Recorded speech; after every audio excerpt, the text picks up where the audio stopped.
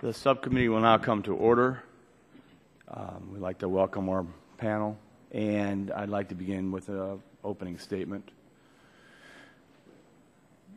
In my time serving in Congress, I have learned as oftentimes is the case that the initial problem isn't as big a deal to people as a poor explanation of a problem can be.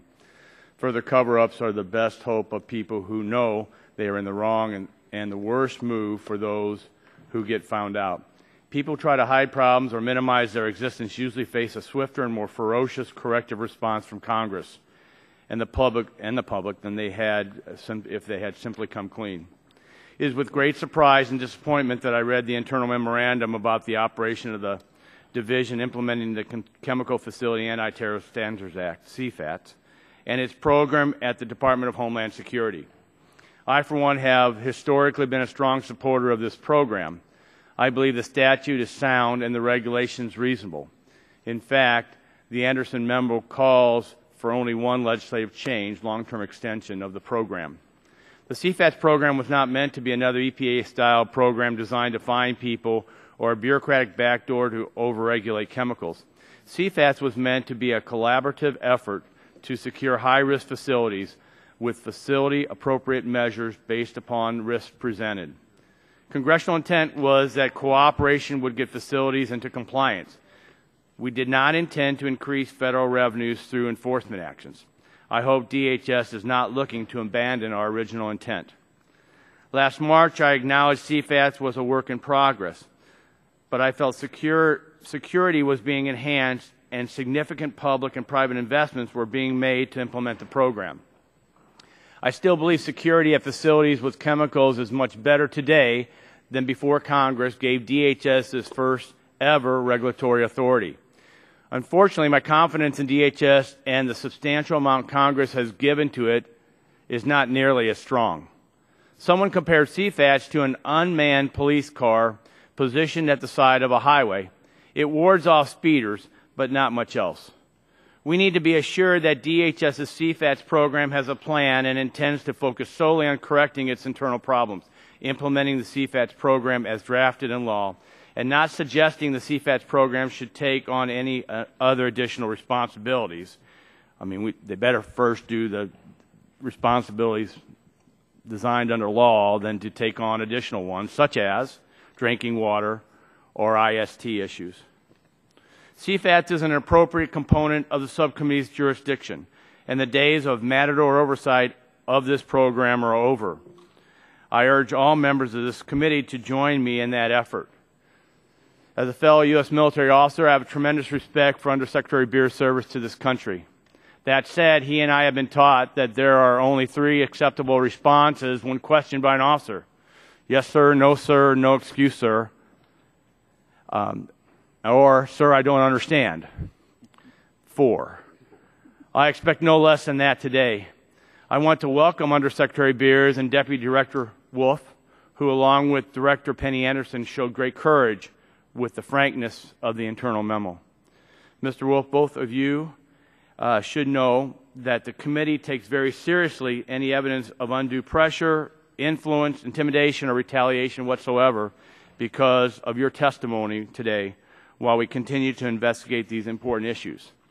In other words, we really do appreciate this internal memo. I think it's been very, very helpful, and we want to ensure those who came forward are not penalized for that.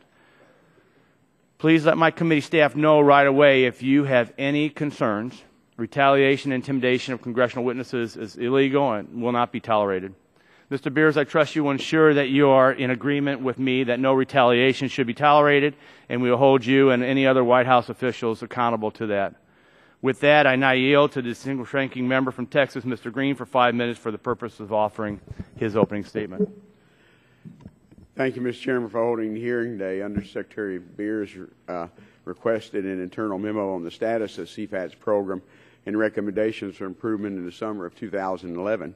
This memo was delivered to Mr. Beers in November of 2011, leaked to the media and detailed in a story on December 23, 2011.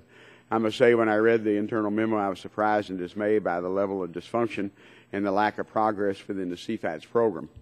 I'm also amazed that during this time the subcommittee discussed CFATS program this year during our work on H.R. 908, the full implementation of the Chemical Facility Anti-Terrorism Standards Act. We were simply unaware of the severity of the situation within DHS and the CFATS program. The portion of the internal memo is related to challenges to implementing these priorities.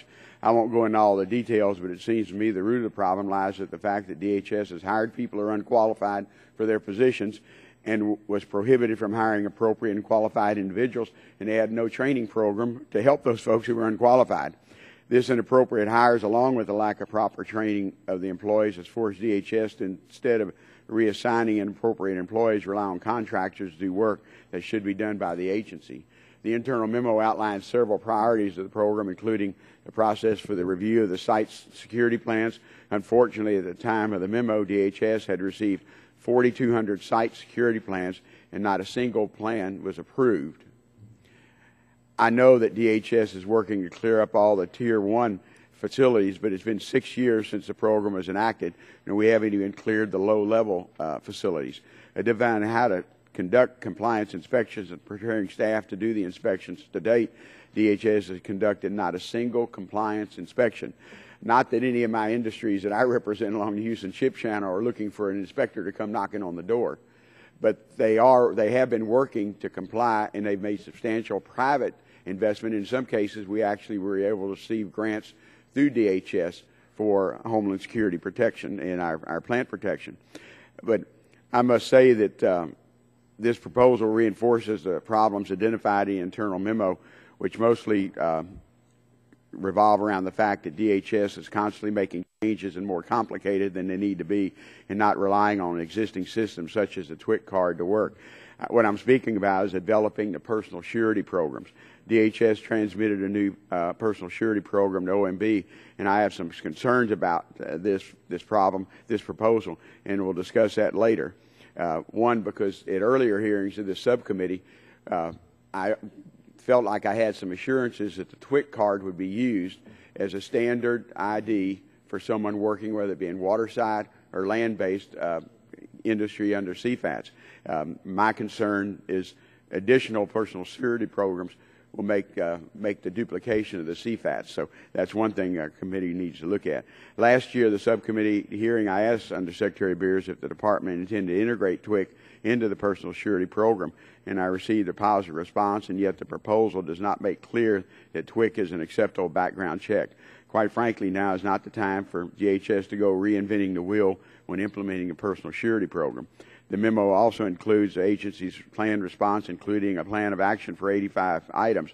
I look forward to hearing from the witnesses today to confirm, but I believe several of the action items have been initiated or completed. To say the least, I'm disheartened by the lack of progress in the CFATS program, which seems to stem directly from lack of appropriately assigned and trained employees and serious lack of morale in the program, which seems to stem from the fact that no one constantly knows that the program will be reauthorized by Congress. Chemical facility security is extremely important to the protection of our public health, and particularly in the district I represent. I represent the Houston Ship Channel, which is the heart of the petrochemical complex that stretches from the Texas Gulf Coast and produces more products essential to modern life, and it's also the largest petrochemical complex in the country. I can't stress how important the success of CFATS is to my constituents who are the employees and live in the communities that surround these facilities. They deserve the best security standards possible to prevent the act of terrorism on U.S. soil. Our role today is to listen to our witnesses and get a better understanding of the problem and see how Congress can assist. The agency recommends several legislative fixes, and I'm hoping we on the committee can work together and find a compromise on how to assist DHS after hearing their suggestions and hearing from our stakeholders. The program's too important to our national security to be this much in distress. Mr. Chairman, thank you for the time, and I yield back. Gentleman yields back his time. Now, the chair now looks to my colleagues on the right if anyone would like time for an opening statement. Hearing none, the chair will not recognize the ranking member of the full committee, Mr. Waxman, for 5 minutes. Thank you, Mr. Chairman, for calling on me, and more importantly, for holding this hearing to examine the implementation by the Department of Homeland Security of the Chemical Facility Anti-Terrorism program or standards. The letters been made into a shorthand called CFATS. This program is intended to address the threat of terrorism to the nation's chemical facilities. We'll hear testimony about its successes, but we're also going to hear about the program's many challenges. The CFATS program was established in 2006. Now, almost 6 years later, it's clear that implementation has stumbled because of serious challenges and limitations in the program. Undersecretary Beers will testify about a detailed report that he received in November of last year. This report takes the form of a memorandum, and DHS also provided it to the committee. It paints a stark picture of this program. According to this memorandum, the program has been plagued by personnel issues, budget issues, and statutory limitations. The challenges described in the memo are serious and they must be addressed. The Department of Homeland Security has a plan to address the identified problems, and that plan deserves our careful scrutiny. This is a crucially important effort, and we must get it right. In some ways, the odds have always been stacked against this program. This program was created by a provision not authorized by this committee, but a writer on an appropriations bill. The program was not established with carefully crafted legislation that defined its mission and forged a vision for its implementation. It did not have adequate enforcement authorities, enforceable deadlines, or clear procedures for approving or disapproving site security plans. It never even had an authorization. And in some ways, it's fortunate that we've learned of these problems when we have, because this committee can now return to this issue and do the hard work of understanding where the problems are and determining how to fix them. It's stunning to realize that this committee of Congress, which has jurisdiction over this issue, reported legislation that simply rubber-stamped the current program for 7 additional years. We didn't really know how the program was working. We didn't give it any guidance. We didn't do our job.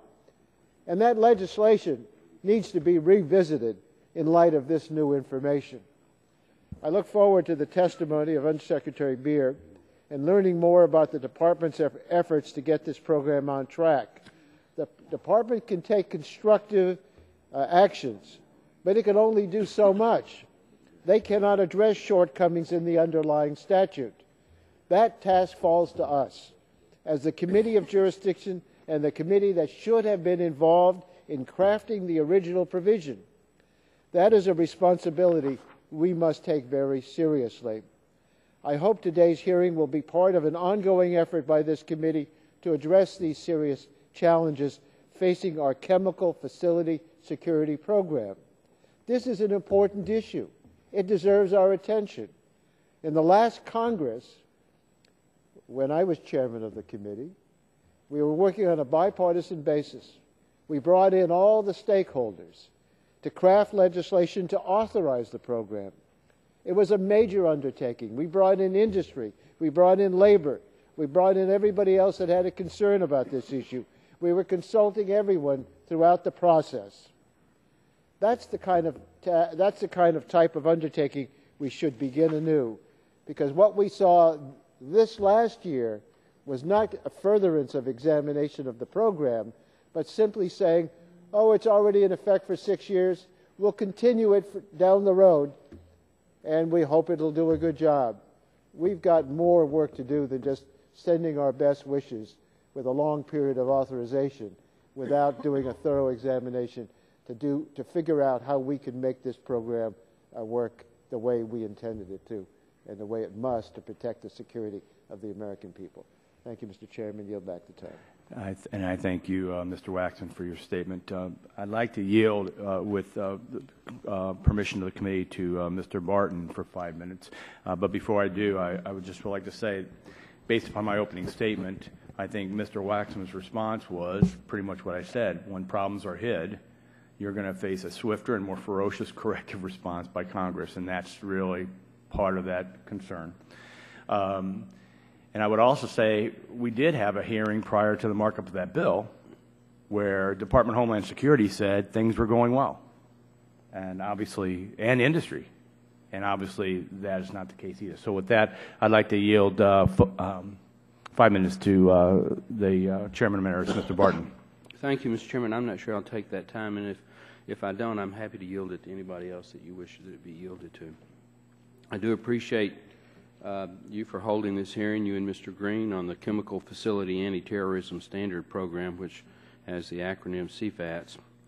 Back in March of last year, we discussed the concerns and dissatisfaction that the program had not met its goals. This program was set up to serve and protect the companies and the general public against the potential threat of terrorist activity. I was chairman of this committee back in the 109th Congress and one of the authors of the Chemical Facility Anti-Terrorism Standard Act that was included as Section 550 of the Department of Homeland Security Appropriation Act for 2007. The intent was very clear. It was for the safety of the nation's businesses and its citizens against the threat of terrorism in these types of facilities. I understand that the program's got many facets and that the orchestration of a thorough implementation plan at an expedited pace could have challenges. What I don't seem to understand is how the Undersecretary could be so unaware for so long of so many of the internal problems. Why have employees been hired in managerial positions who don't have the skill set to fulfill their jobs? Why has it taken 3 years to start addressing the internal managerial, staff training, and implementation problems? The industry has invested billions of dollars to upgrade security to meet the CFATS requirements. This is beyond disappointing. You have totally mismanaged this program, Mr. Undersecretary. We've spent about $90 million a year, and we have no well-developed direction and no plan.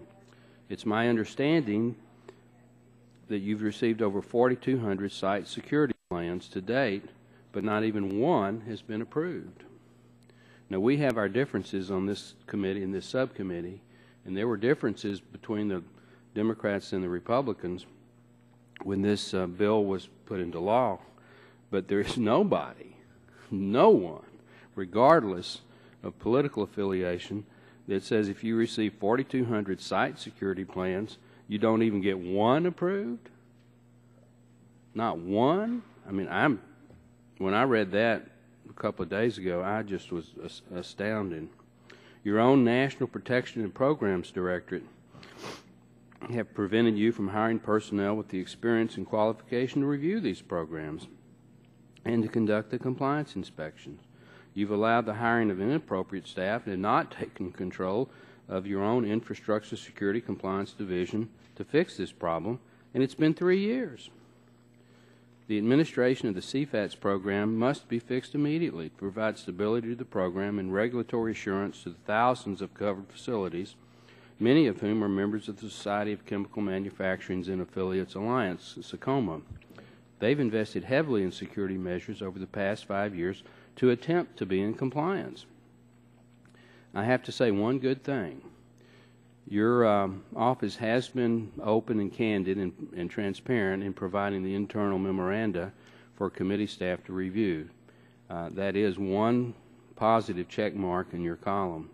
Having said that, everything else is in the negative and everything else is black. It is time to get this thing done. If you can't do it, resign. If there are things that need to be fixed, tell us and we'll try to do it. I think Mr. Waxman's opening statement was very good, as was Mr. Shimkus's, which I wasn't here to hear, but I did read.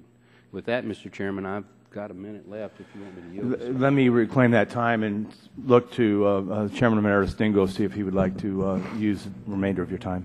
Most briefly, Mr. Chairman, thank you. I want to welcome our two witnesses in our panels today, Secretary Beers and Mr. Wolf.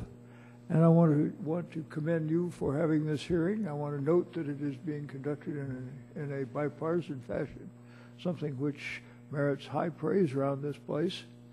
Having said that, I look forward to the results of the hearing today. I would note that I have a number of these facilities in my district, and when they let go, as one did not long back, it causes lots of excitement. And Chair calls for today's witnesses, the Honorable Rand Beers and Undersecretary of National Protection and Programs Directorate at the Department of Homeland Security, Mr. David M. Wolf, who is Deputy Director, Infrastructure Security Compliance Division, Office of Infrastructure Protection, National Protection and Programs Directorate at the U.S. Department of Homeland Security.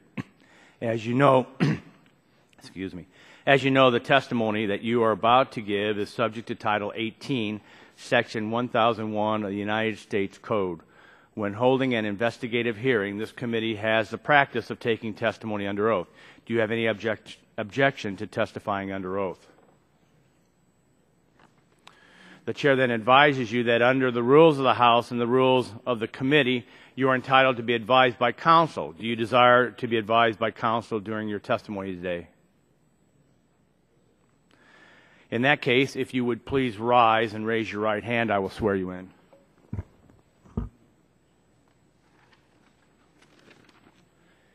Do you swear that the testimony you're about to give is the truth, the whole truth, and nothing but the truth? You may now be seated, and it's my understanding that the only opening statement will be given by you, Mr. Secretary, and Mr. Wolf's here to answer questions with regard to the internal. They're both going to give it. Okay. Change in direction from last night. So, Mr. Beers, if you would then, you're recognized for 5 minutes to give your opening statement. Thank you, Chairman Shimkus and Ranking Member Green and distinguished members of this committee. I'm pleased to be here before you today to discuss the Department of Homeland Security's efforts to regulate the security of high-risk chemical facilities under the Chemical Facility Anti-Terrorism Standards Act.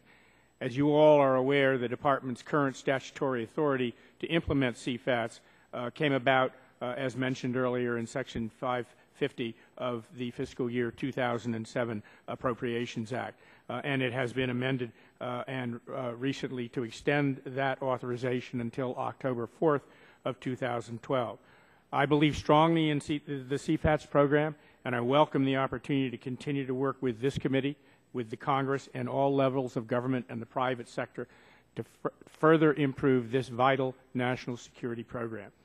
Since the inception of CFATS, we have issued a basic rule, we've defined chemicals of interest, we've jointly conducted 2 surveys with industry to define the facilities that have a substantial enough quantity of chemicals that cause them to be determined to be at high risk. After receiving the initial submissions from more than 40,000 facilities that might potentially be under the program, we've narrowed that down now to about 4,500 covered facilities. And in the process of doing that, more than 1,600 facilities, which would have fallen under the program, and 700 facilities, 1,600 facilities have totally removed their chemicals of interest, and 700 have reduced them to the point that they are no longer under the program. So I think we can say that these actions represent some of the successes that have happened with respect to this program and the adoption of the regulation. So I think we can say that there has been a reduction in risk throughout the nation and that the nation has correspondingly been made more secure. The Department has done much work over the past few years to establish and implement this unprecedented program. But as the report suggests, and as we acknowledge, CFATS still has a number of challenges to address. In recognition of this, and upon the arrival of Penny Anderson and David Wolf, I asked both of them to provide for my consideration the views on the successes and challenges of the program, candid, honest assessments and challenges to the program. These kinds of assessments are extraordinarily valuable tools that we need in order to evaluate progress and to determine where improvement is needed. Furthermore, in an nascent and unprecedented program like CFATS, course corrections are to be expected and ongoing decisions will need to be made. In late November of 2011, a detailed report was hand-delivered to me. It is important to note that in addition to the referenced challenges, the report also proposed for my consideration a charted path that will address those challenges. Specifically, The report included an action plan with detailed recommendations for addressing the issues identified, and we have shared those recommendations with this committee. Since my receipt of this report, each of the nearly 100 items in the action plan have been assigned to a member of the program's senior leadership team, and I have already seen progress on these issues. For accountability, planning, tracking purposes, the members of the leadership team have been asked to provide milestones and a schedule for completion of each task assigned to them. The program's acting chief of staff will monitor that progress. In addition, program leadership now meets with my principal deputy undersecretary, Suzanne Spalding, at least once a week to provide status updates to this program. Mr. Chairman, let me assure you, there will be no retaliation to the people who wrote this report, who have served me and you and this nation by frankly telling us where we had challenges and what we need to do about it. Nor will I tolerate any retaliation between me and the office director and her deputy. You have my pledge on that, and I expect to be held accountable to that issue. The Department does take its responsibilities for CFATS and the nation's security seriously, and we are going to move forward both quickly and strategically to address the challenges before us. Again, we believe that CFATS is making the nation safer, and we are dedicated to its success. We will make the necessary course corrections to improve the program to protect the nation.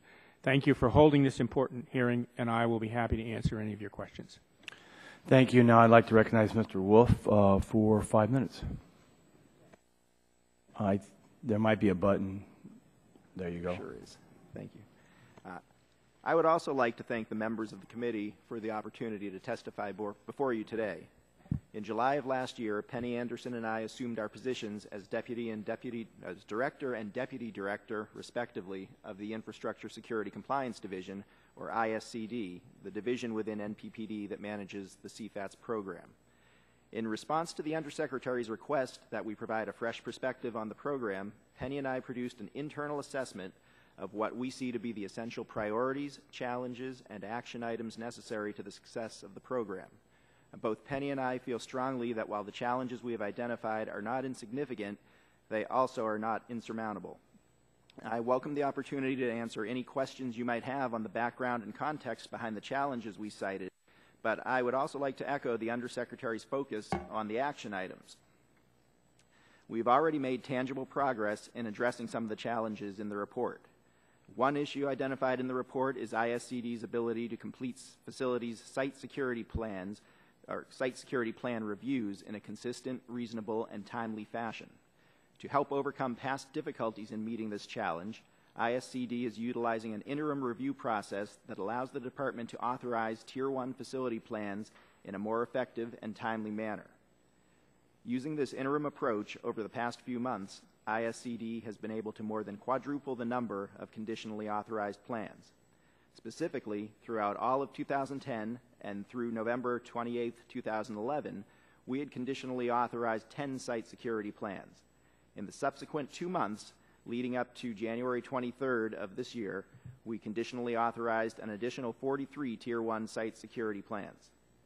ISCD expects to complete our review of all Tier 1 site security plans and to notify the facilities of ISCD's decisions on those plans within the coming months. ISCD also expects to begin issuing authorizations to Tier 2 facilities during fiscal year 12. Now, while this interim review process is underway, we're also working on an even more efficient long-term approach to site security plan reviews for facilities in Tiers 2, 3, and 4.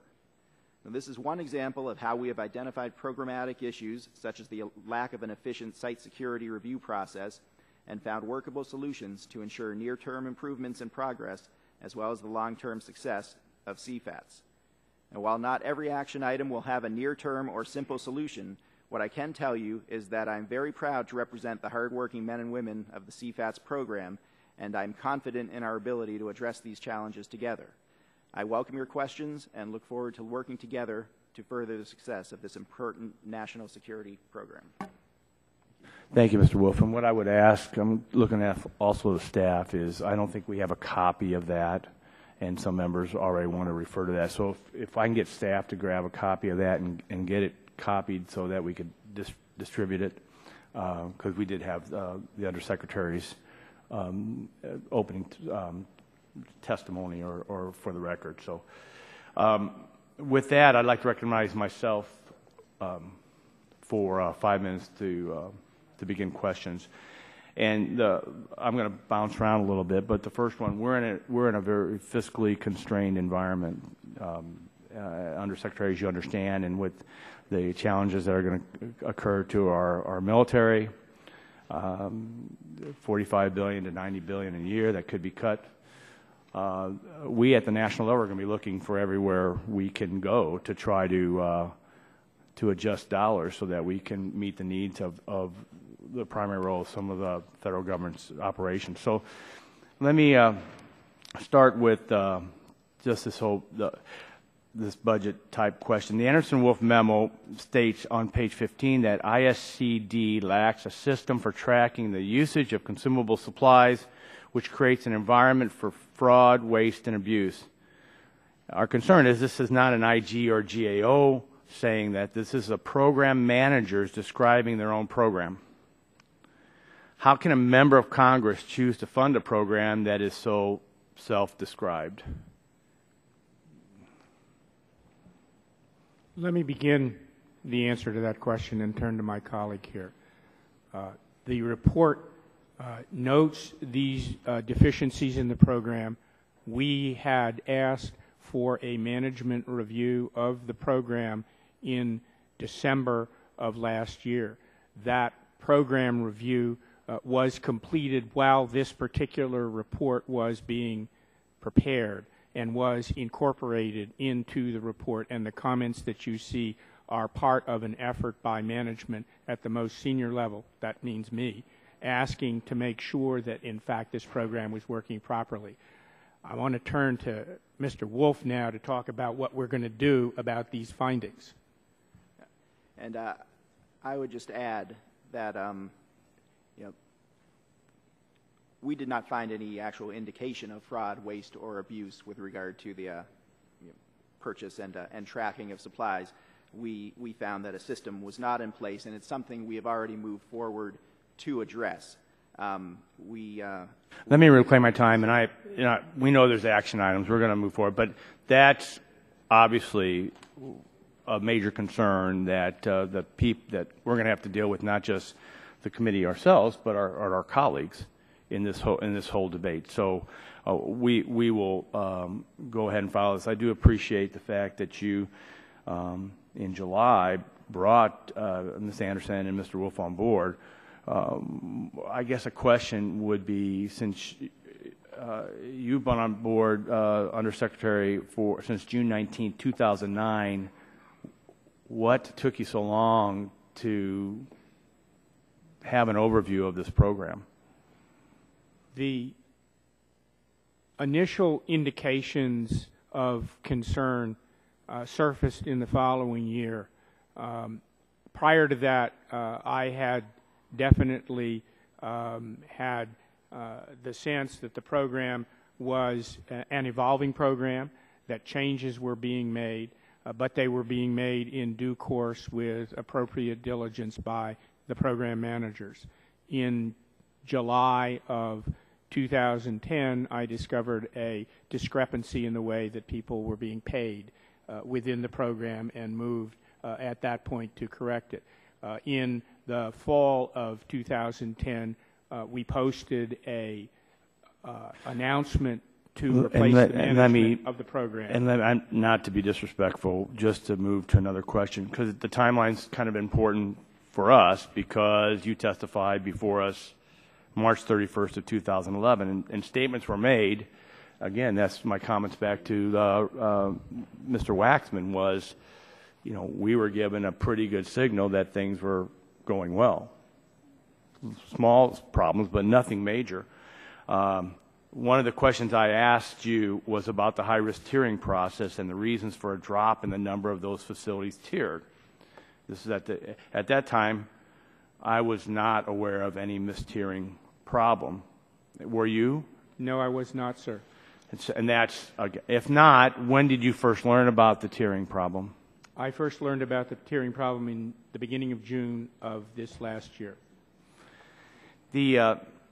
Was it the earliest time, to your knowledge, that DHS personnel discovered that some facilities had been mistiered? Was the month you had given? Was there, in other words, was there other folks within the department that knew that this tiering process was all messed up? There was an indication in May of 2010 that there might be a problem with respect to tiering. The individuals within the office looked at the problem and felt that they had resolved the problem and informed people up the chain of command. I did not know that there was a problem at that point in time. I was not informed of that, and the program went forward from there. In 2011, with a new acting director of the office, he asked for a review of the program, and he discovered or rediscovered this discrepancy issue and asked for a much deeper dive into that. That deeper dive is what resulted in the problem being identified to the Assistant Secretary and immediately to me. And that's in June of 2011. And my time's expired. Just so we can move forward, we're going to continue. Obviously, we're going to have to continue to do oversight over this process. And I hope if there's any relevant activities that folks within under your office that have not been doing the job, that through the legal process of removal, that some people can be held accountable, because I do think there is probably, if there wasn't waste, fraud, and abuse, there may be theft, and that would be helpful to understand that the government can correct bad actors. Now I'd like to recognize Mr. Green for 5 minutes. Thank you, Mr. Chairman. Mr. Secretary Beers, thank you for being here. As I said in my opening statement, it seems like the problems with for the last 6 years is that the inability to hire qualified individuals and lack of morale. I think some of that comes from having year-to-year reauthorization. And Mr. Wolf said in his statement, I apologize, none of us have a copy of your statement, Mr. Wolf. What has been done since the memo was released, or since the memo mid-December, or since it was released on the 23rd? There has been some action that's been done that we haven't heard about except for this morning. Mr. Beers, do you know Mr. Wolf's statement about some of the things that have been done in the last month or so?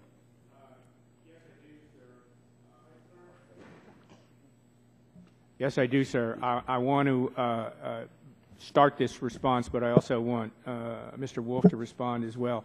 We have looked at the training issues that were identified in the report. We have removed the impediment for hiring training officers within the program so that that can go forward, and we have begun to look at the training requirements in order to take the people who were hired who may not have adequate training for that position that they are in. But lastly, the other thing that we need to focus on here is we have to define what it is we in fact expect from our inspectors when they are doing the final site authorization inspections and when they are doing compliance inspections.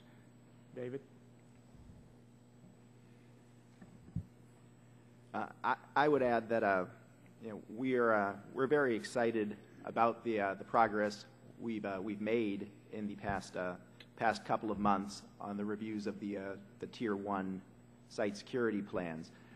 I believe the progress we've made in that regard and the statistics I mentioned are included in the written testimony as well. We have a very aggressive plan to move forward with the review of the site security plans, and to conduct outreach and get into the reviews of the lower well, tiers. I know you gave some hard numbers. I only have 5 minutes. In fact, it's down to 3 now almost. Yeah. You gave some hard numbers on what's been done in the last 30 days. Could you reiterate that? Absolutely. We started 2 months ago with 10 Tier 1 site security plans that had been authorized. We're now at 53. Okay, and that's the only hard number that you gave in your testimony. Like I said, we don't have your testimony, and it's hard to go over something outside absolutely. Absolutely. Yep. So we've authorized 43, or conditionally authorized 43 additional Tier 1 site security plans. Okay. And was And, that, sir, all those were taken from my testimony. Those facts are all in my written okay. testimony. But was that based on actually site visits, or was that from what's been provided by the companies? That's based on what has been provided by the companies in some instances following compliance assistance visits conducted on the sites by our chemical security inspectors. Okay. Let me get to another issue I've talked about. I mentioned about the personal security program, which was submitted on June 14th of last year, the OMB, and listed as a third priority in the DHS memo. I'm aware that we need to screen individuals against the terrorist screening database. As proposed, the personal security program would require facilities to submit background information on all existing personnel within 60 or 90 days upon implementation for existing personnel. Any new unescorted individuals will not be classified as personnel will need, if they have a TWIC card, their information submitted to DHS in 48 hours. In the real world, we went through a big rollout of the TWIC card a few years ago, and it was not as smooth as we would like. In fact, I think there are 260,000 TWIC cards issued in our district in the Port of Houston. And so when you are going to overlay it with a personal security requirement, that what did the TWIC card not cover that you think we need now under the personal surety? Because I'm concerned about reinventing the wheel, even though, like I said, it wasn't, the wheel didn't run too well early, but it's running pretty well now. Sir, let me clear up some perhaps misunderstanding of the way we intend to use the TWIC card. We will accept the TWIC card as a proof of a background check.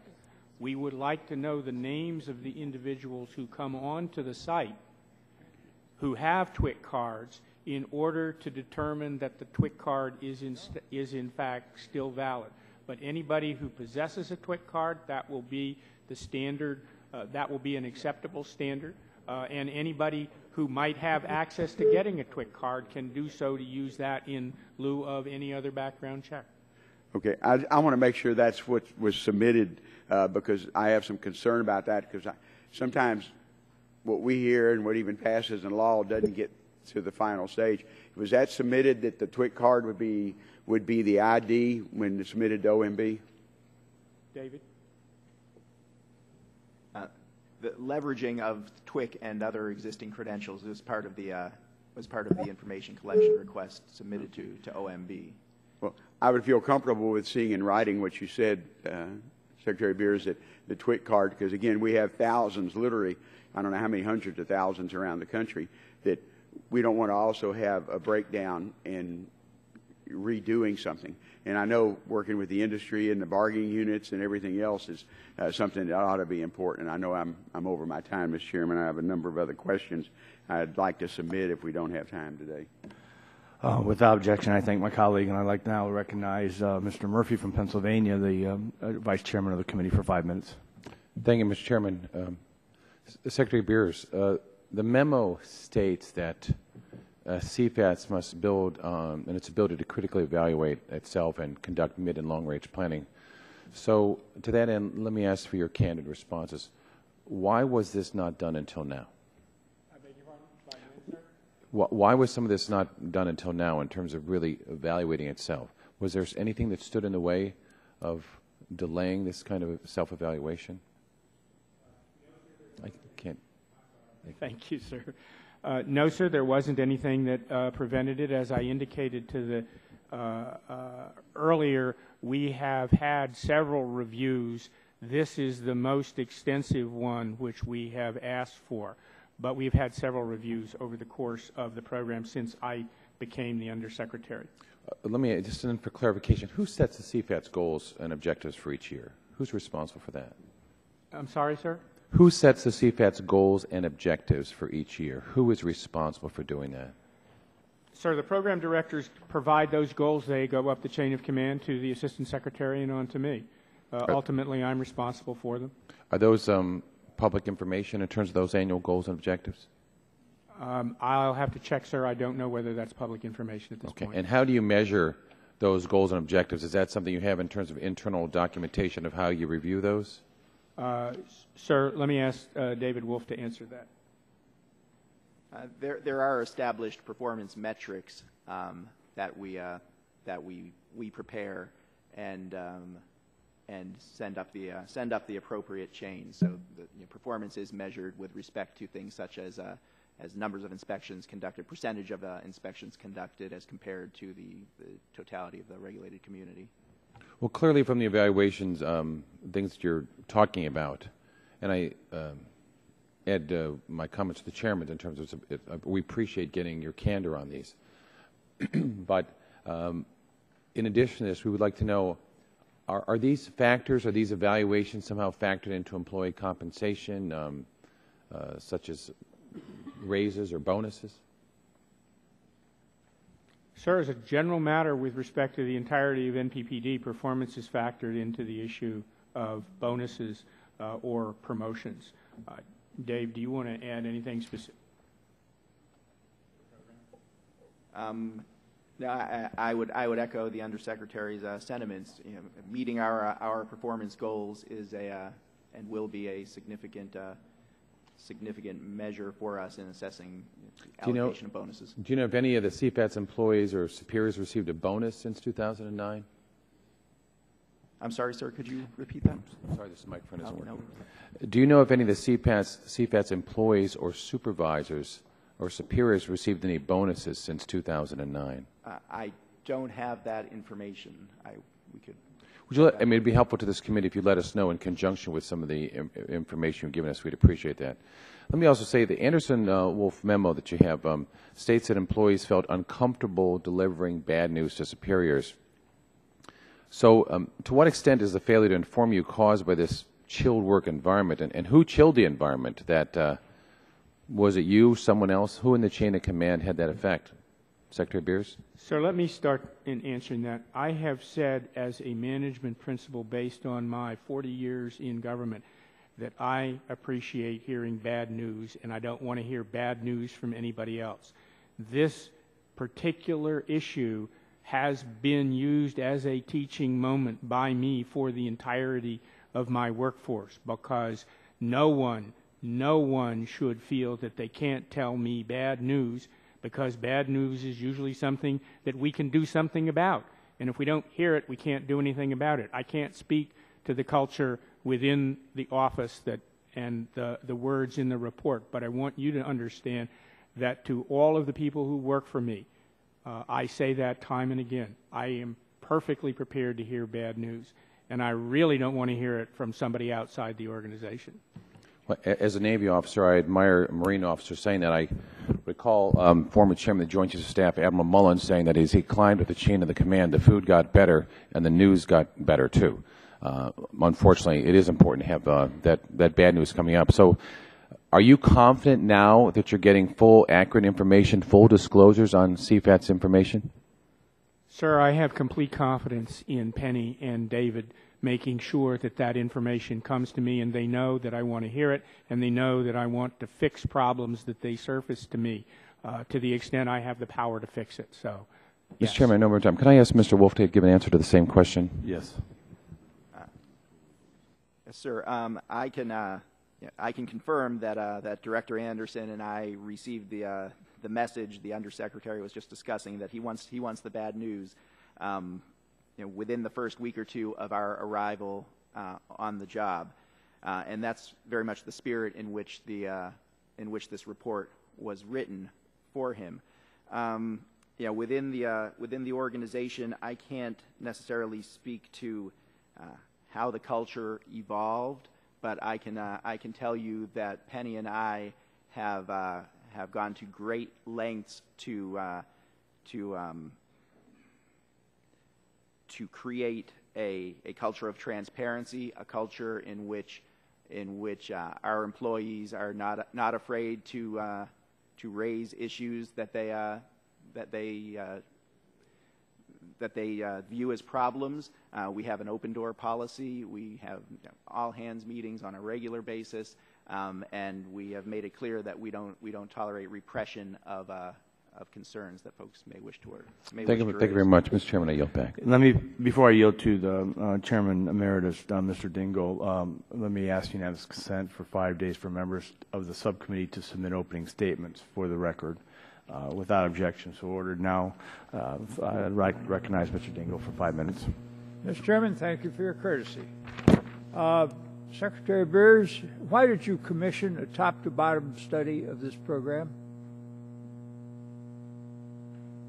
Sir, when it became evident to me that, one, we had a retiering issue that was brought to my attention in June, and that we had had an issue about locality pay, and we had had a slowness in terms of the approval of site security plans, that I needed to make sure that the new management which we had brought in to take over the program and make sure that it was running solidly brought their full attention to giving me as accurate a picture as possible in this program.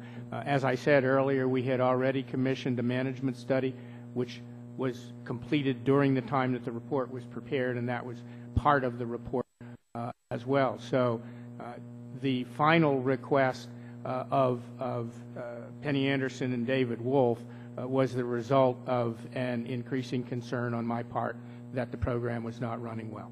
Thank you, Mr. Secretary. Now, is the Department of Homeland Security working to engage the industry in helping to get this program successfully implemented? Yes or no? Absolutely, yes.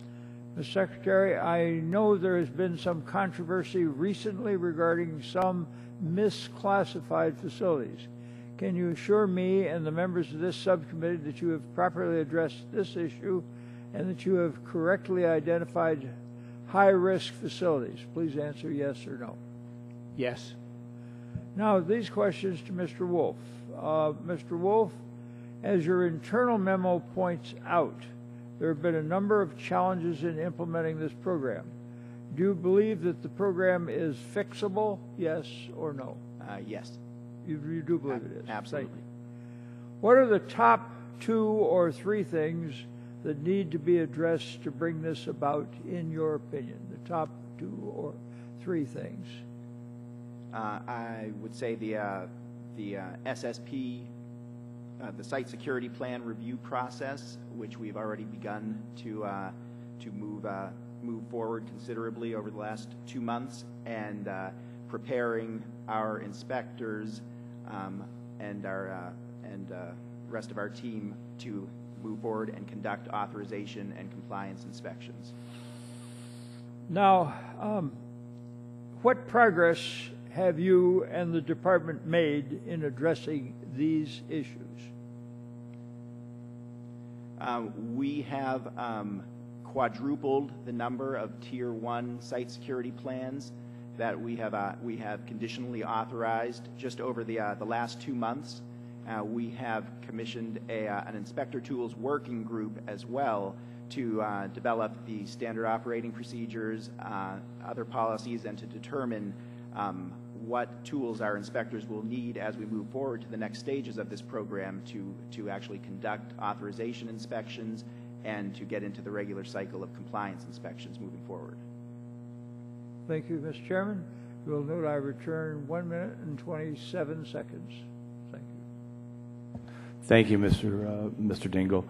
Now I'd like to recognize the gentleman from New Hampshire, Mr. Bass, for 5 minutes. Thank you very much, Mr. Chairman. I'm not as familiar with the substance of this program and its history and so forth. I don't have a lot of facilities in my area. I am, however, very concerned about this memo. We have oversight responsibility, and to some extent we're as vulnerable, if you will, to criticism for failure to perform adequate oversight and be vigilant about the use or abuse or alleged abuse of taxpayers' funds. And that's why this memo is bipartisan, because we all know that we have a responsibility to make sure that government is run well. I'm also a businessman and have over my life hired and fired people to do things. I don't like to fire people. but it happens. Mr. Beers, if you were in my position looking at this report, would you consider yourself to have done a good job in your role to date? Sir, as I've said publicly before, I hold myself responsible for these sets of problems, and I'm committed to fixing them. If you were your own boss, would you keep you on the job? I can't answer that question, sir. Okay. I mean, have you considered the possibility this might not be the right role for you? And it might be time for you to step aside. Mr. Barton referred to it in his opening statement. Sir, I consider that every day I work for the federal government. I swore an oath of office on at least 3 occasions to protect and defend the Constitution of the United States, and I believe in that. And if I believe I can't do the job, then I will walk away from it, as I have done before. Do you think it's unusual to have an action memo that, for all intents and purposes, you're not really disputing, with 70 different recommendations, a lot of which are noted in progress? You also noted in your testimony or answer to a question a minute ago that you could address these issues, quote, to the extent that I have the power to fix it. Do you have the power to fix all of these problems? As far as the issues within this particular action plan, yes. So but with respect to Mr. Green's comment about TWIC cards, no, I can't make the TWIC card be broader than the current authorization of the TWIC card, which means that you have to be a transportation worker. All right. Well, Mr. Beers, this is a disturbing memo. We appreciate the fact that it's come to our attention, and I certainly hope that you understand that most of us haven't seen anything like this. Is a very unusually poorly run agency, and if it's not going to, if at any time you believe that you're not the right person to turn this troubled agency around, that maybe there ought to be a different management structure. So, having made that point, I hope that the committee will carefully watch the progress in this action plan, because the American taxpayers are not going to stand for this kind of alleged or perceived incompetence in management for this very important agency to our nation's security. And would the gentleman yield to me for yes, the sir. remaining of your time? Mr. Pierce, I want to follow up with this. We really got to get a handle on this card issue, and we would like for you to provide us your legal opinion of why you cannot deal with this TWIC card. We think you can. We, and that's the Energy and Commerce Committee, have been in discussions with Homeland Security for months trying to resolve this. We think it's within your jurisdiction, and if it's not, we'd like to see the legal reasoning why it is not, so that we can change the law. We think it's within your power now. And I think my friend Mr. Green would be very pleased if we can get a handle on this.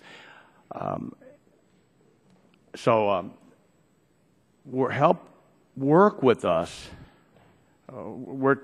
This is an issue, again, that was brought up in the March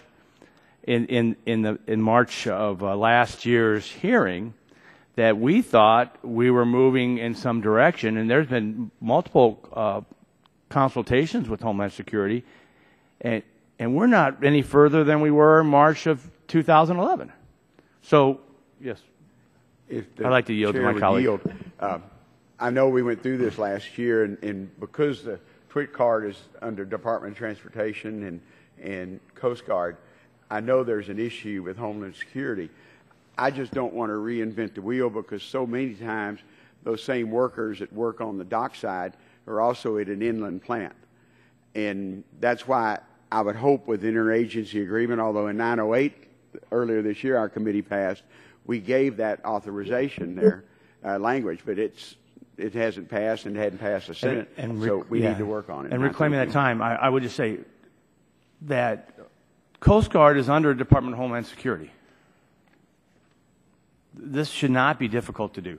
Now I'd like to recognize Mr. Plum, my colleague from New Jersey, for 5 minutes. Thank you, Mr. Chairman. We're here this morning to discuss issues facing the chemical facility anti-terrorism standards, or CFATS program, and we're talking about this leaked DHS internal memo from 2011 that clearly shows that DHS faces serious implementation problems with the CFATS program, most notably that the department has received 4,200 site security plans but has yet to approve a single one. The CFATS program was enacted as a rider to the 2007 Homeland Security Appropriations Bill in order to give Congress time to enact comprehensive legislation. And we did just that in the 111th Congress by passing H.R. 2868 in the House. That bill provided a comprehensive security program to protect Americans living near these facilities, but unfortunately the Senate did not take it up. I'm not here to claim that H.R. 2868 would have magically fixed all the problems outlined in the DHS memo, but it certainly provided a much stronger framework to protect the more than 100 million Americans that live in the danger zone of a chemical disaster. Last May, this committee had the opportunity once again to exercise its jurisdiction and set forth a full authorization of this program to replace the vague and inadequate CFATS program enacted in 2007. Unfortunately, the committee decided not to address shortfalls with the CFATS program and just moved a simple extension of the current law.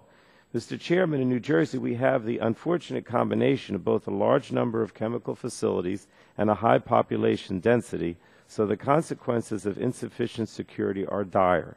And I regret that this committee has not taken a more proactive approach to securing these facilities, and I'll continue to push for a more comprehensive security program to ensure the safety of my constituents living in the shadow of these facilities. Now, to questions, the November 2011 DHS report begins to explain why nearly 5 years after these regulations went into effect, not a single site security plan has been approved. And it reveals that this committee was rash, in my opinion, in passing legislation to rubber stamp the program for 7 years without investigating or addressing the program's shortcomings. Many of us have heard from those in the business community that the CFATS program is still strong and that businesses have done everything they're required to do under the program. According to industry representatives, we should be comforted to know that companies have acted prudently and are prepared for compliance inspections should the department ever begin to conduct them. I hope this is true, but our national security is an inherently governmental function. Many members of this committee have worked for years to establish a robust regulatory structure for chemical facility security, and none should be satisfied with the suggestion that approvals and inspections are insignificant or that the role of the department in this program is insignificant. Now, Undersecretary Beers, do you think that the Department of Homeland Security should play a role in ensuring that our chemical facilities are secure? Sir, I strongly believe that the department has a role and that the office that is tasked with doing that can play that role. Do you think that the department must play a role? I mean, you think that it's absolutely necessary that they play a role? I'm sorry, sir? Do you think that the department must play a role, that it's absolutely crucial that they play a role? I think that the original intent of the Act is absolutely appropriate and that, yes, the department must play a role. Would you say that site security plan approvals and compliance inspections are necessary and important to assure chemical facility security? I think that they're absolutely essential to making this program work effectively. Well, I mean, I agree with everything you said, and I think the failure of the department to complete security plan approvals and compliance inspections is a very serious issue. I'm glad to see that the department is treating it as such, and I welcome the opportunity to work together towards a strong and effective program. But I guess the point I'm really trying to make here is that this committee has a responsibility to put together an appropriate, comprehensive authorization bill and not simply rely on this paragraph or whatever it is. I mean, it's like this long in an appropriations bill that really doesn't give you sufficient guidance or mandates or inspection or enforcement capability to do what you have to do. So I'm not, I understand that there's all kinds of problems with the department, but I think a big part of the problem is that you never had a comprehensive authorization bill to tell you what to do and to give you the authority what to do. And that so we can sit here all day and talk about how bad you are, and there certainly are problems, but I think that it's our responsibility to do something more comprehensive to provide the guidance, Mr. Chairman. That's my only point. Thank you. Gentleman yields back his time. Chair now recognizes gentleman from Ohio, Mr. Latta, for 5 minutes. Thank you, Mr. Chairman. Gentlemen, thanks very much for being here today. And we have such short little time to ask all these questions, but if I could, first, is it my understanding, and am I correct in hearing that we've spent about $480 million has been appropriated for the program since its inception? Is that correct? Yes, sir. I believe that's the right number. I can give you the exact number if you want. But that's ballpark. Thank you. And as Chairman Emeritus Dingle does, he's very good at getting his rifling in on his questions, yes or no. But one of the things I'd like to go back to is the question about working with industry. And you said that you'd been working with industry, but as we, reading the report that came through and looking at the site security plan that, again has been said a little bit earlier, that you've received about 4,200 SSP submissions that none had been approved. Did you ever hear from industry during this time frame that, gee, what's going on? That these things have been submitted, but we're never hearing back from the department? Yes, we did receive inquiries from industry about when they were going to be approved. Do you know how many inquiries you've been receiving? I don't have that information at the tip of my fingers. So. Do you know when you might have received the first inquiry? Excuse me? Do you know when you might have received the first inquiry from industry as to when they might have these approved? No, I can't tell you precisely when, but I can get you that information. Okay, because again, going back to the earlier testimony, that when you're looking at, it was 5.5 years since the enactment of CFATS, and then it's also the statute itself, and 4.5 years since the final rule. I'd really like to find out when the industry that was being regulated was finding out if they were or not being approved, because there's quite a time frame there. Let me go to the other thing that Mr. Wolf had brought up a little bit earlier, saying that there's going to be an open, and I'm sorry again, I don't have it in front of me, but I just kind of wrote it down. That's saying that you're going to have an open door policy and not afraid to raise issues. And the reason I bring this up is I was a county commissioner for 6 years back, and we had about 1,100 employees in the county. We regulated all kinds of things. We had a lot of different departments. It wasn't unusual for an employee that worked for one of those departments that served underneath the Board of Commissioners to bypass their supervisors and call me at home. Or being from a county of 125,000, they'd run into you at the county fair. They'd talk to you at the grocery store, or they'd say, could I talk to you someplace else? Did you all get any contact from anybody at any time saying, gee, I'd like to talk to you about something that we think there's something wrong going on with the program? Sir, on this particular program, yes, and that's part of the reason that some of the efforts in order to investigate problems took place in the past. With respect to bypassing the chain of command in order to prevent that particular problem, we in management, and I in particular, have meetings with either individuals or groups of people throughout NPPD that are well down in the chain of command in order to elicit their thoughts and suggestions so that we can improve the program overall. Okay, may I ask this question? Do you know when you might have started first getting an inclination that there's something wrong with people contacting you, bypassing the chain of command to say, there's something really wrong here in personnel or the way the program is being run?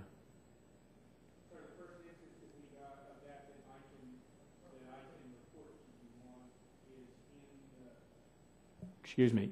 The first instance that I can report to you that this occurred would be in the summer time frame of 2010 when it came to our attention because of a report by an individual that there seemed to be a problem with the locality pay. As soon as we found out that that was an issue, we took that on and went through the process to determine what had gone wrong in terms of the appropriate pay to the individuals involved. So this would be so the first inclination would be a couple of years after the program was put in place. Would that be correct? Yes, sir. Okay, thank you. And just real quick, I know my time's running out, Mr. Chairman, but if we get some of that information back, because again, I really hope that open door policy does exist, and that folks aren't afraid to come forward, because this has got to work. Because again, when you look at the number of with 4,200 SSPs that have been submitted, and trying to get these things caught up, it's very, very important, not just for the department itself, but for all those industries out there trying to comply. And with that, Mr. Chairman, I yield back. Gentleman yields back his time. Chair now recognizes gentleman from Georgia, Mr. Barrow, for 5 minutes. I thank the chair. I would like to yield my time to the ranking member of the subcommittee, Brother Green from Texas. Thank you. I'm going to revisit the personal surety, but Mr. Wolf, and I appreciate the update that you have. I saw your testimony, and I'm going to encourage the chair that maybe 2 or 3 months from now, we invite you back to enjoy our hospitality again and see how far along we are, because this is such an important issue for a lot of areas. I know Mr. Pallone and mine who have substantial chemical facilities that are not waterside based. Let me get back to the personal surety program, because that's something that's sensitive, because I have plenty of plants on the water, but also plenty of plants that are not.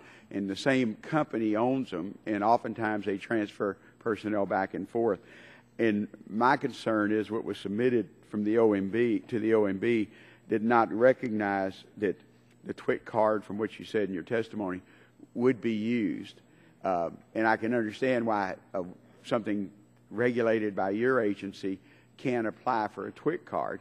But it seemed like in the federal government we could use the same database, the Coast Guard, Department of Transportation, the TWIC card, and use the same database for the background, and the TWIC card would be interchangeable.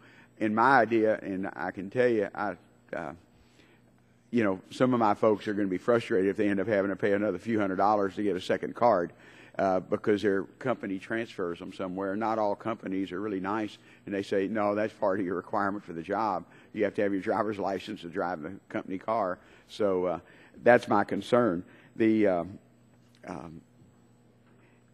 proposed personal surety program require facilities to submit background information on all existing personnel in 60 or 90 days upon the implementation, and any new unescorted individuals who are not classified as personnel would need, even if they have a TWIC card, their information submitted to DHS 48 hours in advance. Was that part of the submittal to OMB? Because that doesn't sound like you're giving TWIC card the consideration. Sir, I believe that is part of the submittal to OMB, and what I'm trying to convey here is that we are looking at all of the opportunities to leverage the various cards and want very much to go in the direction that you want to go. Okay. Well, and I know there may need to be an interagency memorandum to work together, and I know sometimes our federal agencies don't like to do that, but it's redundant information if we're using the same database. And I just don't understand why DHS, as we proposed in 2 separate legislation earlier, harmonized TWIC with the leverage and operational of the background check. Is there a justification or an incident that I'm not aware of that have existed within the TWIC system that would require DHS to go beyond TWIC? I'm not aware of any, sir. Okay. And it seems to me, because I try and stay pretty close to the ground there with a lot of my folks, and I have not heard one in our area. People may not like some of the chemicals we produce, but they're things that they produce them because somebody needs them in our country. And we want to make sure they're safely produced, both for the people who live around it, but the folks on that plant. And every time I talk about the issue with DHS, you assure me that they incorporate TWIC. I just want to make sure it goes forward from that. And I think maybe we'll even contact OMB and express that concern that don't reinvent the wheel, even though we have 2 separate federal agencies. And hopefully that would come from both agencies, including Department of Transportation, to use the same database that you have.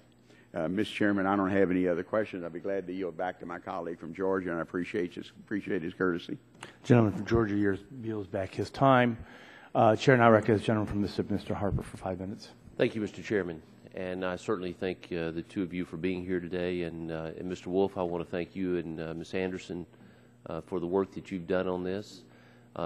This may come as a shock, but it's not always surprising to us to learn that an agency may be dysfunctional. So this is not always a surprise. we appreciate the candor, and no one should ever be criticized or subject to anything for being very open, which you and Ms. Anderson have done. So I thank you for that, and I believe that gives us some input. But I wanted to ask you a few questions, if I may, Mr. Wolf. You know, as I looked through the report, one of the things that you spent some time on were the issue of unions within the organization. Can you tell me when the workforce in the division was unionized? I can't give you an exact date on that. It was before Ms. Anderson's and my arrival, but I want to say spring of last year, maybe March. Okay. Well, let's. Can you tell me, does each worker have to cast a vote in order for their votes to be recorded? As far as, do you know how the process works? Non-voters are considered voters to unionize. How that's counted? I'm not completely certain about that process. Can you get me that information? Sure, absolutely. Okay, that'd be great. Absolutely.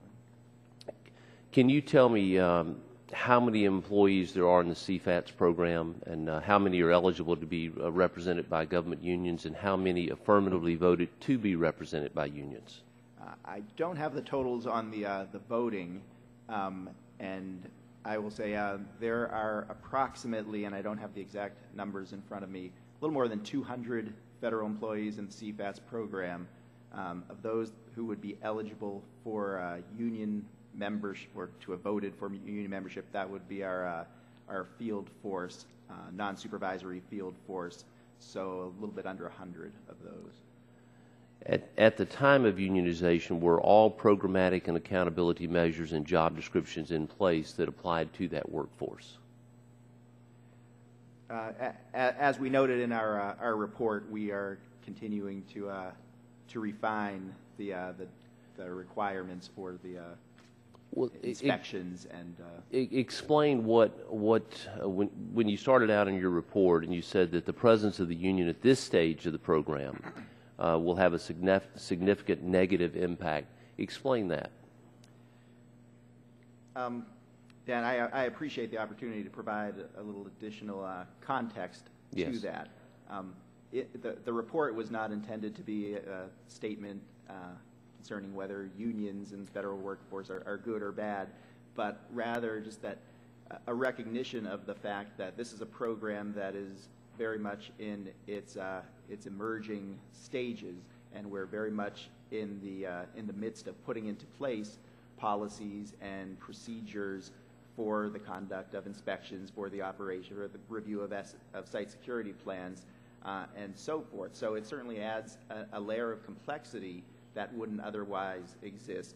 That said, though, along with the union, we have very much a shared interest in moving the program forward and a collaborative relationship. Certainly. We have an overall big picture here of an issue of national security that we've now kind of gotten bogged down, and does it not make it more difficult, though, after the unionizations take place, to implement some of these policies? Are you not already seeing that even on the reference that you had to the mileage reporting?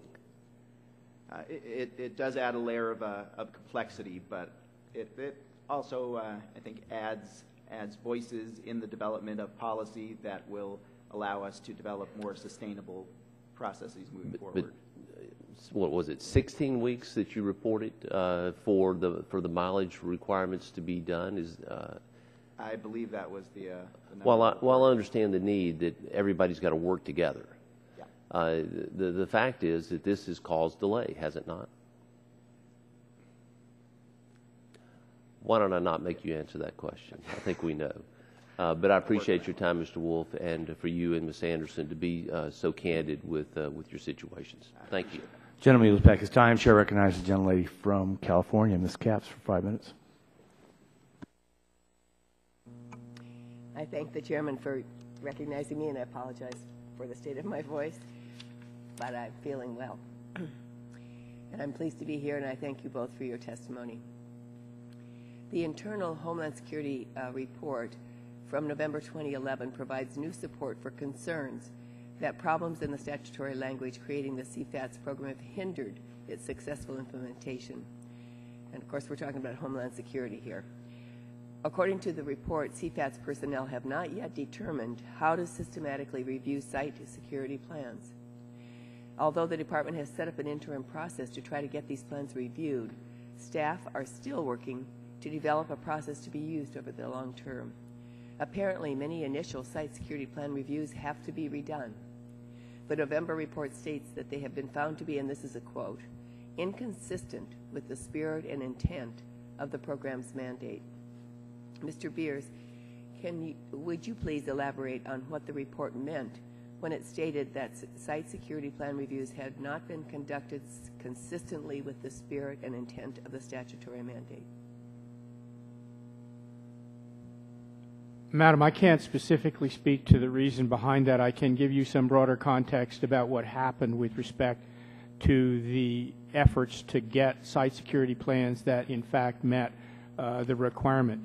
As the program was rolled out and as it evolved, the guidelines for the information that needed to be provided in the site security plans failed to elicit appropriate responses from industry.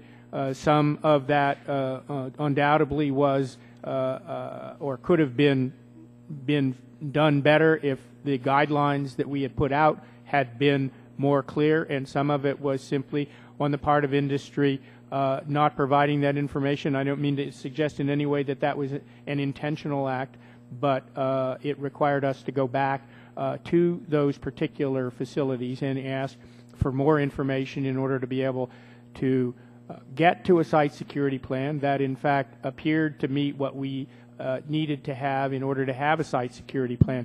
That iterative process ended up taking time when those site security plans were initially filed, and that's part of what I regard as the due diligence that we and industry need to undertake together in order to ensure that a plan that's finally authorized and approved is a plan that's capable of providing the kind of security that you all have charged us to build.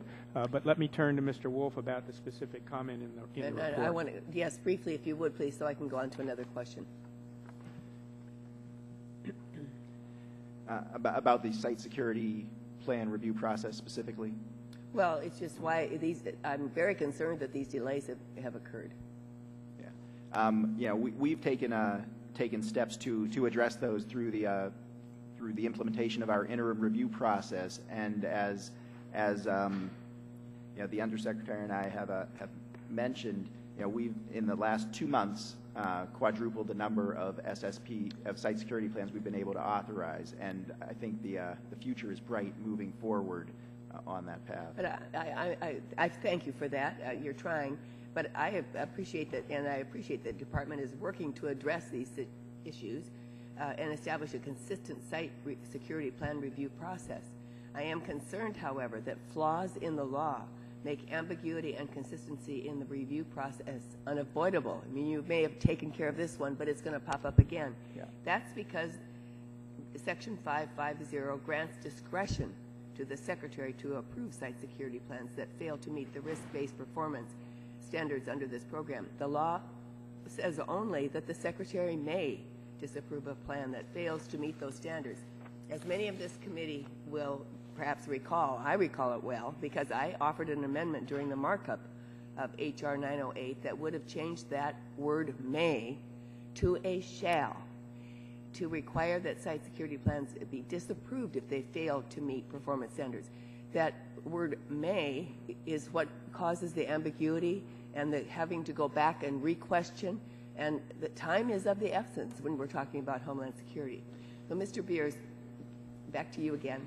Do you agree that site security plans failing to meet the standards should be disapproved? Congresswoman, our objective here is to get the yes. So the notion of disapproval doesn't necessarily accomplish that. The point is, when we say we're not prepared to approve it, that's the functional equivalent thereof. But what we want to do is have a cooperative relationship with industry in order to say, whether or not a plan requires more information or more clarification. And industry needs to have this as well. Man, I just finished one sentence. We're trying to get these in before the votes on the floor. Well, I believe that it should be a requirement so that industry is clear about what they need to do. Gentleman's time expired. Chair will now recognize the gentleman from Louisiana, Mr. Cassidy, for 5 minutes. Thank you. The memo is one, let me just commend you for asking it be drawn up. On the other hand, obviously it paints a disaster in terms of acquisition, inventory management, attitudes. I mean, it's just a total indictment. Now, as a guy that represents an area with lots of petrochemical, lots of businesses and workers dependent upon this, if I concede the argument that you're important, your job is important for safety, it frankly seems not just an indictment of your organization, but it frankly seems to place my constituents at risk. Now, that said, how many employees does this particular division of DHS have?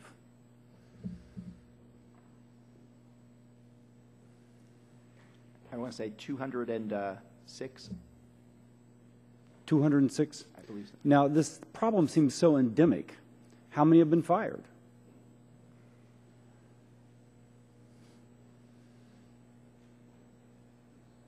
I mean, it seems like an easy target because they speak of consistently people being hired because they know somebody. People who are, I mean, you list, you can almost write somebody's name in here if you only have 206 people. So clearly it wasn't, how many have been fired? How many are going to be fired? Sir, with respect to the issue about the re-tiering, No, I'm just, I mean, just a simple question. I mean, clearly there's an endemic problem here, and it's rife. How many have been fired? It's a pretty simple question if you only have 206 employees. And how many do you have on the chopping block? Sir, with respect to the leadership of the organization, the people who were in the leadership positions in the organization... I only have 3 minutes. Can I have a number? ...have moved on. How many? That's 2 people specifically. Okay, so 2 out of 206, 1%, and yet we have people here hired apparently because they know somebody, promoted because they know somebody, apparently fudging on their gas reports. We only have only 1%. It seemed like the organization, and I don't mean this to be kind of snitty, but I'm just amazed that we're tolerating this level of incompetence. Now, I'm struck in your document here, you say that, I'm quoting from page 9, we've yet to approve a site security compliance inspection. Moreover, we have not yet determined what it will look like. And yet, since this report was reported in the news, we've quadrupled the number of compliance reports issued. Now, is that my understanding, or I understand incorrectly? It's what we've quadrupled is the number of site security plans we've conditionally authorized, which is the step that precedes the conduct of an authorization inspection, which then leads to the final approval of a facility site security plan, sir. Okay, so the indictment of the report stands that we've 6 years into this, and we've yet to come up with a compliance inspection program. I don't know what to say. Now, I do know what to say. Clearly, there are ways to contract this out. I don't know how you don't just start over with this program. But I understand that the Coast Guard has the authority to use an alternative security program. Can we use an alternative security program? I understand, again, you have this authorization already. Can we use that now, since it looks like the current program is so dysfunctional to be beyond restitution? Sir, the short answer is yes, and I'm going to let David describe what we've done with respect to that. We do already have some alternative security programs that have been submitted by industry stakeholders, and we're working very aggressively in partnership with our industry stakeholders to develop some templates that can be used. We can't prescribe a specific template, but we're going to work through some templates that will, the hope is, allow for more expeditious, speedy review and approval of But this does not include contracting out this function, correct? Can you go to a third party to conduct these inspections? I mean, what you describe here is a staff which is poorly hired, poorly trained, and has a poor attitude, and has a sense of law enforcement wanting to be called commander and wear pistols, as opposed to actually go through and look at something in terms of compliance. Compliance inspection is an inherently government function. We have to have the people who do that be federal employees. Now, it's my understanding, though, that the Coast Guard actually has an alternative standard, and frankly, Bummer now has it, whatever they call the offshore for the oil rigs. They have a third party that's inspecting oil rigs. I can't speak to the Coast Guard, sir. I'm not aware. Okay. I have much more to ask. If the gentleman knows, they also have some contractors doing TSA functions at some of the airports. It's worth looking into. I'd like to yield now 5 minutes to the ranking member of the full committee, Mr. Waxman, for 5 minutes. Thank you, Mr. Chairman. None of us can be happy about this memo that came out last November showing how poorly this program is serving the American public. And this is a serious matter. This is a matter of national security from possible attacks by terrorists on chemical plants. I know that all of us are concerned, not just the people here in the Congress, but Mr. Beers and others in the administration. We have a stark and troubling picture, but perhaps there's a silver lining because it appears to be that the department is taking the situation clearly. But I want to talk about Congress's role. It's easy at a hearing like this, after we get a report of a failure, to beat up on the people running the program. But Congress has a responsibility as well. This program was established in an appropriations bill, not a bill that came out of this committee. It was a rider on an appropriations bill. Mr. Beers, is there a provision in Section 550 that addresses personnel hiring? I'm not aware of it, sir. Is there a provision that addresses use of travel cards or purchase cards? No, sir, I'm not aware of that. How about a provision that details how inspections are to be conducted? No, sir. Is there a provision that explains how background checks should be conducted? No, sir. Are there any enforceable deadlines in this law that was written in the appropriations bill? No, sir. The answers to these questions are all no, and the reason is that this committee never held a hearing or conducted a markup on legislation to create this program. So the problems we see today were never contemplated by this committee, and no direction was provided. Now, I understand Mr. Barton said you ought to resign. But Mr. Barton was the chair of the committee at the time this law was adopted through an appropriations bill. We tried to get the people who have a stake in this to work out legislation when the Democrats were in power and I was chairman. And we had the chemical industry and others with us. When the Republicans came to power, they, on this committee, said, let's just extend this for 7 years. We'll just kick this thing down the road for 7 years. Now, one of the proponents of doing that was the chemical industry. They were troubled by some of the ideas that we'd have further inspections and we'd have further deadlines and we'd make sure that things happen. But while they participated with us in trying to change the law, they said all they wanted to do this last year was extend the existing law for 7 years. Now, this existing law doesn't have much of a requirement on you. You've established a working group, Mr. Beers, in the department to look at legislative and regulatory changes and whether they're necessary. Is that correct? As a whole within the department? Speak into the mic and be sure it's on. Sorry.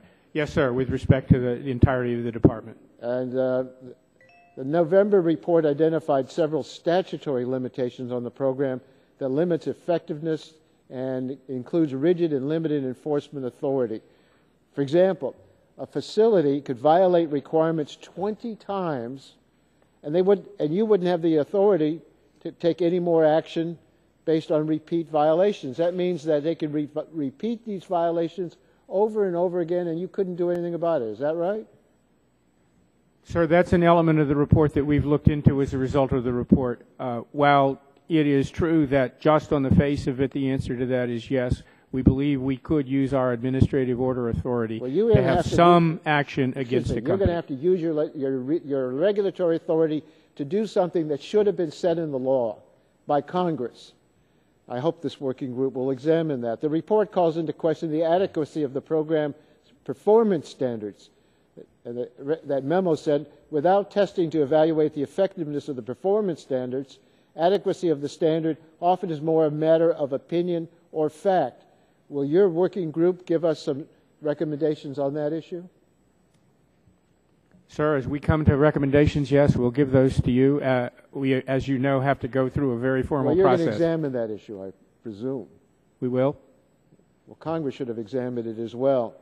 So my point to you is, well, we're pointing fingers at you, and you're saying you have excuses, and everybody says we're going to do better. I think we all have a burden to bear in the failure. And Congress didn't do its job, and we hoped you would have taken up the slack and done the job that Congress should have directed you to do. But I think it's awfully premature for members of this committee to try to put the whole blame on you and say you ought to quit. Maybe some members of Congress ought to quit if we're not doing our job or be replaced.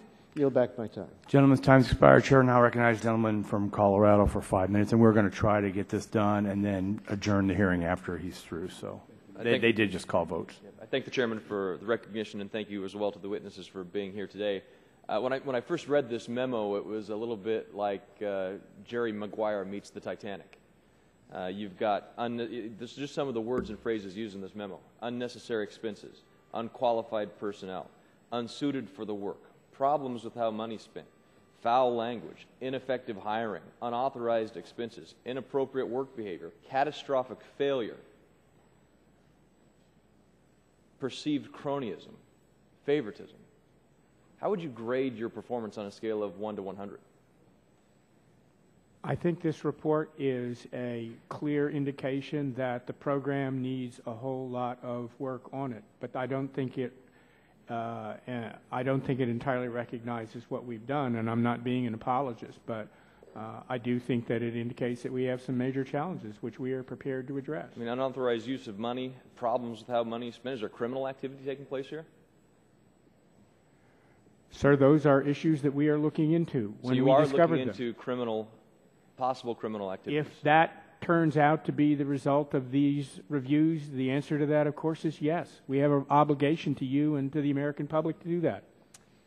Do you, I mean, in terms of what you're facing, what else are we missing from this memo? I mean, is this a comprehensive memo? Are there other issues that you're finding, other issues that need to be addressed? Sir, you're asking me to say what the unknowns are here. I'm not saying that this memo is the entirety. I don't think David would say that. But it does represent a commitment to make sure that we understand the problems as we know them and to come up with solutions to fix that. David? I would just add that I would echo the Undersecretary's sentiments. I would say that the report was focused, as it was intended to be an internal candid assessment, it was focused very much on the challenges side of the equation.